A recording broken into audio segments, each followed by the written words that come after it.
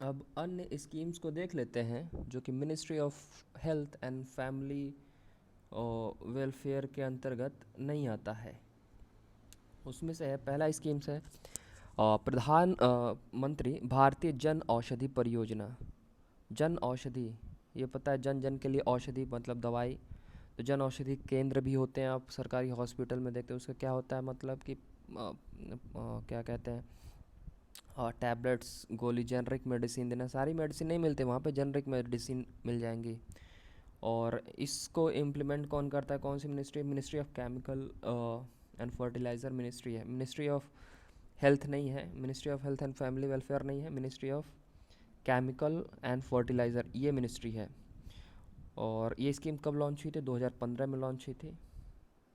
और इसमें ऐसा नहीं कि सरकारी होते, एनजीओ और को आप सब लोग अप्लाई कर सकते हो। तो sell general generic medicine at affordable price, affordable price at all hospitals. और जेनरिक ड्रग्स कौन से, अगर उसको डेफिनेशन जानना चाहे तो जान लीजिए। और ये जन औषधि केंद्र एक हमारे बजट 2020 में एक टारगेट सेट किया गया कि 2024 तक सारे डिस्ट्रिक्ट हॉस्पिटल में जन औषधि केंद्र होगा।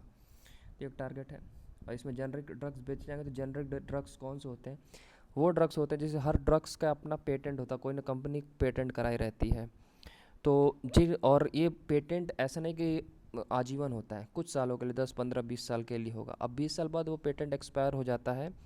तो वो सारे सब कंपनी को अवेलेबल या सबको हक होता है कि अब उस पर हाँ अब दवा बनाया जा सकती है। या फिर वो दवा कुछ इतनी इम्पोर्टेंट हो कि उसके बिना जनमानस को खतरा है, तो उसको जेनरिक ड्रग्स में डाल दिया जाता है कि इसको सब बना सकते हैं। और पब्लिक डिस्ट्रीब्यूशन में कि उस पर किसी एक का राइट नहीं होता है। तो सारे जेनरिक ड्रग्स होते हैं। फिक्स डोज कॉम्बिनेशन क्या होता है? ऑक्सीटोसिन क्या होता है? ये हार्मोनिक ड्रग्स होता है, पिट्यूटरी ग्लैंड से निकलता है। इसी से रिलेटेड है, नहीं पढ़ना है तो पढ़ लीजिए। इसके बाद सबसे इम्पोर्टेंट आता है मदर एंड चाइल्ड केयर। देखिए, अभी तक जो schemes national ministry of health and family welfare के अंदर आती थी, लेकिन मैं मदर और चाइल्ड केयर की जहाँ बात आती है, इससे रिलेटेड जो भी स्कीम आएगी वो ministry of women and child development, ये मिनिस्ट्री के अंदर काम करेगी। तो इस वही वाला है, इंटीग्रेटेड चाइल्ड डेवलपमेंट सर्विसेज, जो 1975 में वन ऑफ द फर्स्ट जो स्कीम्स हमारे देश में लॉन्च हुई थी, वो 1975 में वो मिनिस्ट्री ऑफ वुमेन और चाइल्ड डेवलपमेंट इसके अंतर्गत आई थी। और इस सेंट्रली स्पॉन्सर्ड स्कीम, इसका मतलब क्या कि सेंटर का 60 और स्टेट का 40 रुपये, 100 में से 60-40 का परसेंटेज का रेशियो रहेगा। वहीं ये प्लेन एरिया के लिए है। हिली एरिया के लिए 90-10 का होता है सेंट्रल स्पॉन्सर्ड स्कीम में। तो 90 रुपये हिली एरिया में, 90 रुपये सेंटर और 10 रुपये आपको स्टेट देगा। वहीं पे प्लेन एरिया में 60 रुपये सेंटर और 40 रुपये स्टेट देता है। उसके बाद आगे देखते हैं कि ये स्कीम्स का क्या था। टारगेटेड कौन है इस स्कीम्स के तहत? 0 से 6 ईयर का ओल्ड का children, pregnant women, lactating mother. ठीक है। अब इसके पार्ट्स कौन कौन से हैं? आंगनवाड़ी सर्विसेज, आंगनवाड़ी वाला जो होती है ना आंगनवाड़ी, वो इसी के तहत तभी से स्टार्ट है, 1975 से। प्रधानमंत्री मातृत्व वंदना योजना, ये स्कीम 2017 में आई थी। और इसका ये था कि अगर आप गवर्नमेंट हॉस्पिटल में आ रहे हो तो आपको सर्विसेज के तौर पे 6,000 तक का रुपया दिया जाएगा। सबला स्कीम्स फॉर अडोलेसेंट, इसमें इनको अवेयर किया जाएगा। सबल पोषण अभियान, ये 2018 में आया था। नेशनल न्यूट्रलिटी मिशन भी कहते हैं। इसमें न्यूट्रिशनल फूड के अवेयरनेस बढ़ाया जाएगा और सप्लाई किया जाएगा। मिड डे मील भी होता है ना, उधर भी। और इसमें सबसे इम्पोर्टेंट चाइल्ड प्रोटेक्शन स्कीम्स भी दो और देखते हैं। इसका भी टारगेट वही है कि IMR, infant mortality rate, maternal mortality, anaemia, ये सब को घटाना। अब आइए डिटेल में देखते हैं। मातृ वंदना योजना, PM मातृ वंदना योजना 2017 में आई थी। इसको कौन है? Ministry of women and child development. और इसको अगर प्रीवियसली पूछ जाए कि इसको पहले से कौन सा स्कीम कहा जाता है, पहले मनमोहन सिंह की सरकार में इंदिरा गांधी मातृ सहयोग कहा जाता था। फिर मोदी ने मातृ सहयोग योजना कह दिया, इंदिरा गांधी का नाम हटा दिया, मातृ सहयोग, फिर प्रधानमंत्री मातृ वंदना योजना कर दिया गया। इसमें इंस्टॉलमेंट में दिया जाएगा 6,000 एक साथ नहीं दिए जाएंगे। पहला इंस्टॉलमेंट 1,000 रुपये, फिर दूसरे इंस्टॉलमेंट में 2,000, फिर तीसरे में 2,000, फिर लास्ट में अगर आप BPL हैं तभी आपको 1,000 मिलेगा, नहीं तो आपको 5,000 तक वो करना पड़ेगा। ये ये ऐसा क्यों है? नेशनल फूड सिक्योरिटी एक्ट आया था 2013 में, इसी के तहत आपको फ्री फूड, फ्री राशन मिलता है। तो इसमें गवर्नमेंट प्रावधान निकालना था कि 6,000 रुपये प्रेग्नेंट और लैक्टिंग वुमेन को आपको देना पड़ेगा। तो इसीलिए बाइंडिंग है ये गवर्नमेंट के लिए कि 6,000 रुपये देना है, तो किसी न किसी स्कीम के तहत वो देते हैं। अब इसमें कौन कौन एप्लीकेबल है? क्या सारी महिलाएं या BPL? हाँ, सारी महिलाएं होंगी, एप्लीकेबल होंगी। रीज़न ये है कि गवर्नमेंट जॉब में ना PSU में काम ना करती है। गवर्नमेंट जॉब वाले उनको क्या ज़रूरत है? अब 19 से कम वालों की एज की नहीं होनी चाहिए। अब देखिए ऊपर जो थे जननी सुरक्षा योजना, जननी शिशु सुरक्षा योजना, ये सारे अगर आप नाबालिग और आप प्रेग्नेंट हो गए हो तब भी आपके लिए, लेकिन ये नाबालिगों के लिए नहीं है। और ये वो कितने भी बच्चे पैदा करो, 5, 6, 7, 8 जननी सुरक्षा योजना, ये सब 5 कितने भी बच्चा पैदा करो सबके लिए था, लेकिन only for the first life, पहले ही बच्चे के लिए होगा ये एप्लीकेबल। नहीं तो पता चला कि 6,000 रुपये के चक्कर में सब हर साल कराते ही जा रहे हैं, 6,000 रुपये मिल रहा है, तो इसलिए सबके लिए नहीं है। उसके बाद आते हैं सबसे बड़ी गवर्नमेंट की स्कीम है आयुष्मान भारत। तो ये ministry of women and child development के अंदर इतनी सारी स्कीम है, ये याद रखिए, क्योंकि कन्फ्यूज़न हो जाएगा कि कौन सी मिनिस्ट्री ऑफ वुमेन, कौन सी मिनिस्ट्री ऑफ हेल्थ की। मिनिस्ट्री ऑफ वुमेन के इतने अंतर्गत, इसके अलावा इसको छोड़कर सब मिनिस्ट्री ऑफ हेल्थ के अंतर्गत आएंगी। सबसे बड़ी स्कीम आती है आयुष्मान भारत 2018। ये भी बड़ी स्कीम है, इसके अंदर 2-3 स्कीम है, सो उसको देखते हैं। और इसमें वही 60-40 का रहेगा रेशियो, और अगर हिली एरिया है तो 90-10 का रहेगा। ये सेंट्रली स्पॉन्सर्ड स्कीम्स हैं। अब इसके अंतर्गत क्या क्या है? आयुष्मान भारत के अंतर्गत क्या क्या है? PHC सेंटर को खोलना। PHC सेंटर ऑलरेडी हमारे देश में थोड़े कम है, तो उनको और ज़्यादा खोलना, उनकी क्वालिटी इंप्रूव कर, फ्री ड्रग चेकअप और मदद केयर वहाँ प्रोवाइड करना हर PHC सेंटर पे। तो पहला ये है। दूसरा है प्रधानमंत्री जन आरोग्य योजना, जन प्रधानमंत्री ये याद रखिएगा। ये ऊपर था जन औषधि केंद्र था, प्रधानमंत्री जन आरोग्य योजना है।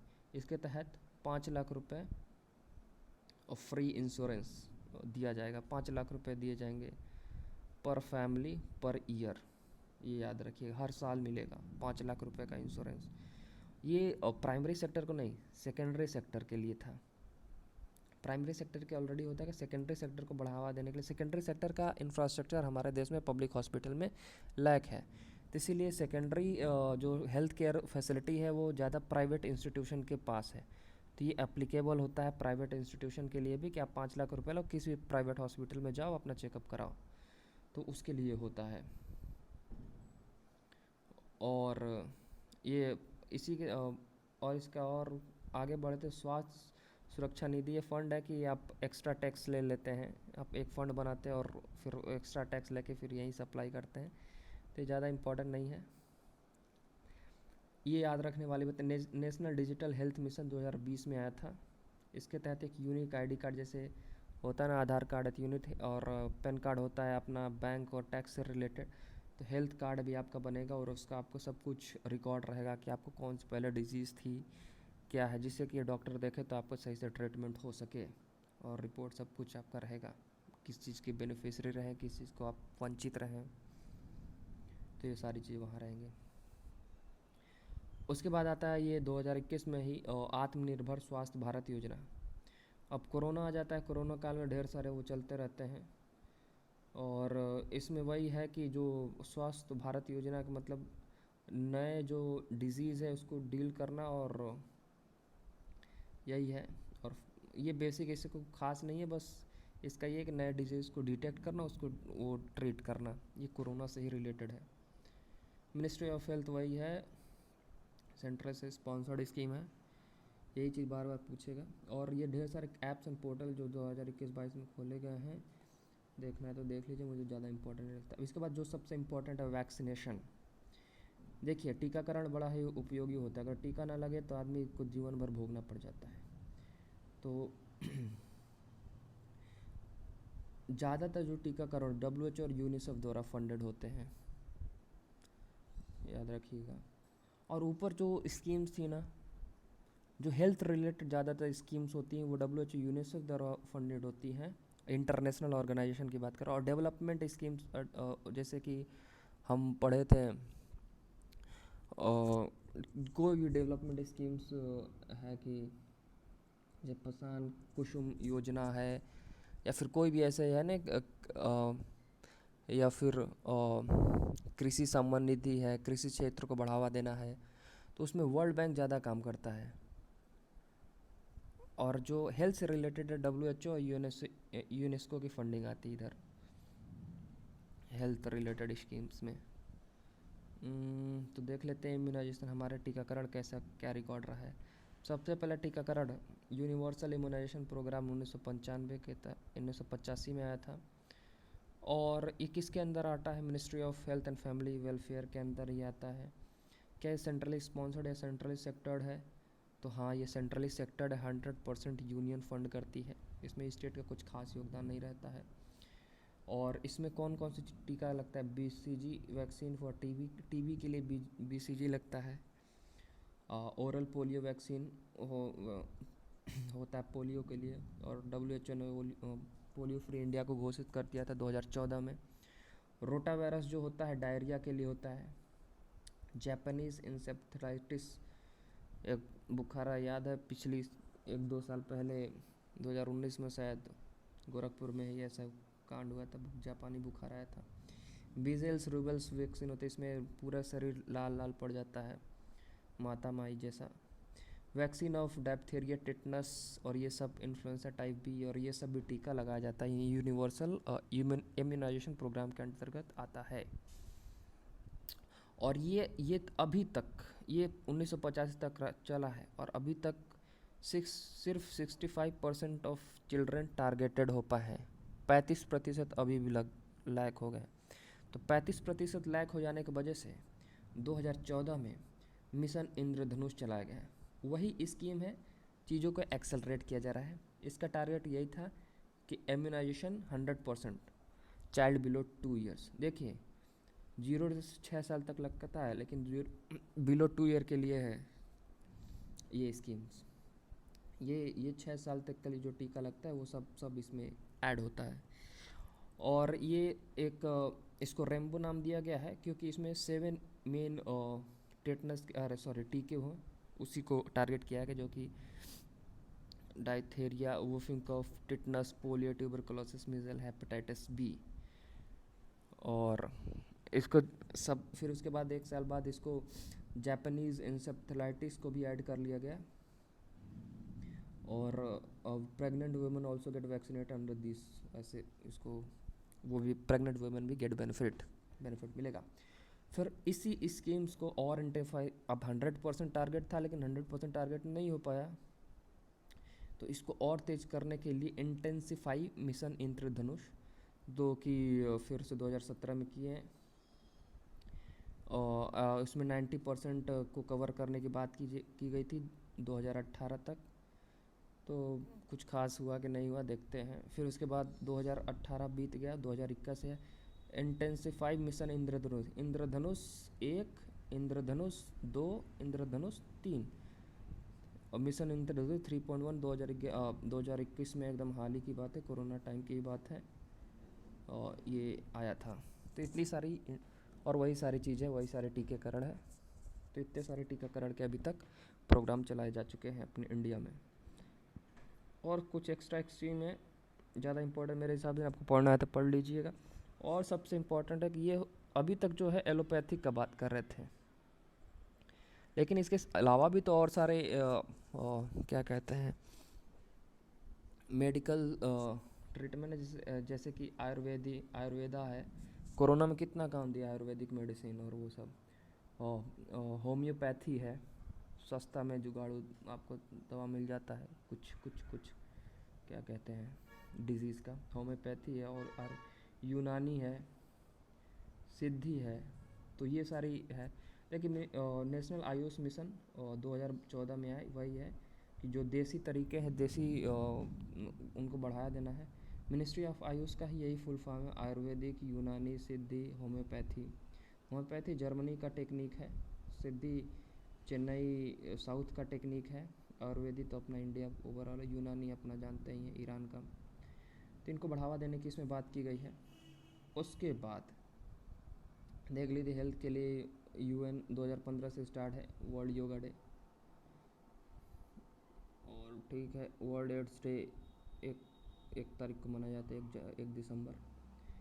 और हेल्थ और सैनिटेशन और न्यूट्रिशन एक साथ चलते हैं, तो अब सैनिटेशन की बात कर लेते हैं कि साफ़ सफाई में सबसे बड़ा वही है, स्वच्छ Bharat mission.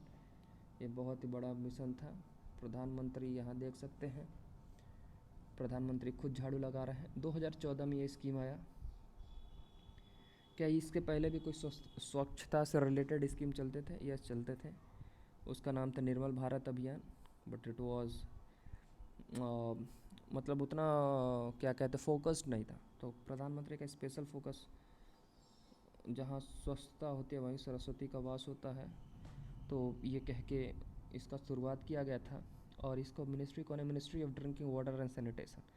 Ministry of health नहीं है, ministry of drinking water and sanitation, जिसको नाम चेंज कर दिया गया है, जिसको जल शक्ति मिनिस्ट्री कर दिया गया है। क्या ये सेंट्रली सेक्टर? नहीं, सेंट्रली स्पॉन्सर्ड है। इसमें स्टेट का भी भागीदारी होता है 60-40-90-10 के तहत।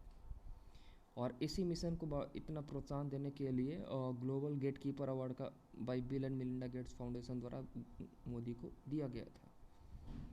और ये कब लॉन्च हुआ था? ये 2 अक्टूबर के दिन ही लॉन्च हुआ था, गांधी जयंती पे। और उसका टारगेट क्या था? ODF, खुले में शौच नहीं, open defection free, eradicate manual scavenging. ये जो नाला साफ़ करते हैं घुस घुस के, मैनुअली नहीं होगा, मशीन द्वारा होगा।